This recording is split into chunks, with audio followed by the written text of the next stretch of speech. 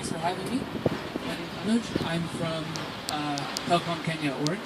Currently working in mobile money, but previous to that I was in value-added services where we're dealing a lot with services relating to education, agriculture, healthcare, etc.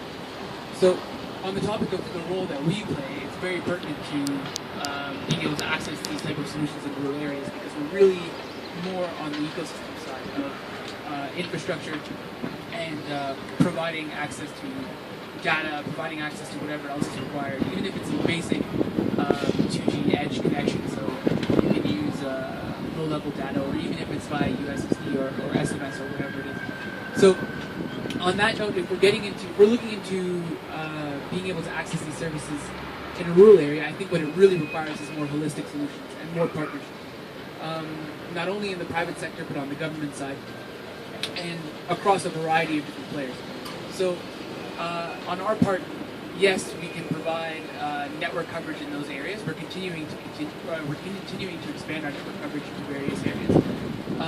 But on the same note, what about, as it has been mentioned, what about access to power and electricity? What about access to content? So even if there are downtimes where you're offline, how are students still going to be able to access their content? And so these things, I mean, there are institutions out there that are looking at these, and we're looking at partnerships. So if for example, is equipping a school with being able to access this content, we would look at maybe some more innovative solutions to how do we get into rural areas. So that would be perhaps us partnering with a firm who does solar power, us looking into things like micro base station units that run on microgrids, low amounts of electricity to be able to power a local network. Also looking at us partnering with content developer, and then us being able to use our mobile money service for pay-as-you-go solutions, so we can access this content bit by bit as it's required versus sort of the one-off cost of purchasing a text.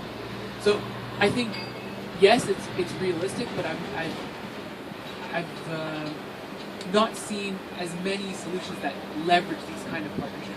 Whenever you're looking, the more rural you go, the more base of the pyramid you go, the more challenging it is and the more partnerships you require. And it's not a question that people have not been able to get there, but it's have people been able to get there sustainably. So from that perspective, I would say yes, we need to get forums like this where you can get a group of actors to come in from the device manufacturers, the network operators, etc., developers, content providers to come in together and look at how we can really push the service out into rural areas. From our perspective, I would say, I mean, I know the point of this, what we're focusing on is kind of primary and secondary education.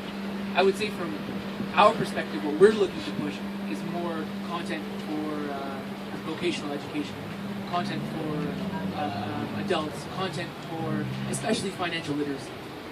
We've seen a lot of new services come out, especially in this market in terms of mobile money. The next major thing that's being pushed are loan services, asset financing for the base of the pyramid. A concern that I think we would have is if we don't provide the appropriate education to the individuals who are using these services in terms of financial literacy, we're extending loans and extending debt to perhaps a customer base that's not quite ready to take that on with the right information. So looking at how to better manage your finances, how to manage your businesses, all the variety of things you're using your mobile device to do, how do we provide education in other ways? And there are some innovative models out there where we look at sort of connecting entrepreneurs with individuals who can help them enhance their skills and connecting them through mobile marketplaces and these kind of things. And then lastly, in terms of, I guess, the network operator role, Orange has piloted some projects, I believe in Madagascar, for education specifically, where we looked at closed user groups for connecting teachers to one another and students to one another. So we're looking at how to reduce the cost of SMSs, reduce the cost of voice calls, etc., so that these particular groups of individuals can get together and kind of interact more and be able to provide content to one another.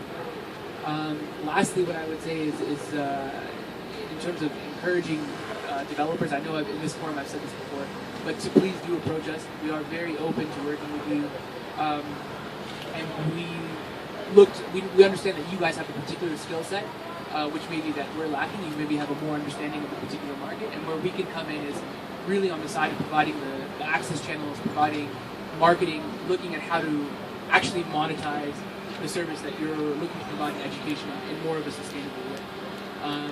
You mentioned something about Orange's preference right now being towards vocational training and training with adults and not so much with the younger kids.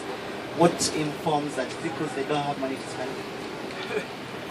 No, I don't think it's that, because I mean, really, okay, to say that we're ignoring that market entirely is not true. I mean, from a mobile money perspective, we're looking at things like goal-based savings for parents to be able to save for their children's education. So it's not strictly a matter of not being able to monetize the market for children. You find parents who are willing to invest if they see a return on investment for their children's education. That's been well proven.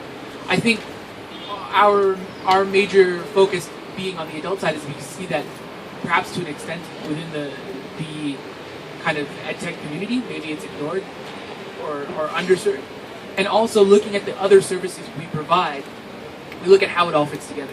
So if we're looking to extend financial services, if we're looking to extend services relating to agriculture or healthcare, the natural thing to follow would be services that inform these users of how to use those better, or how to take better advantage of them.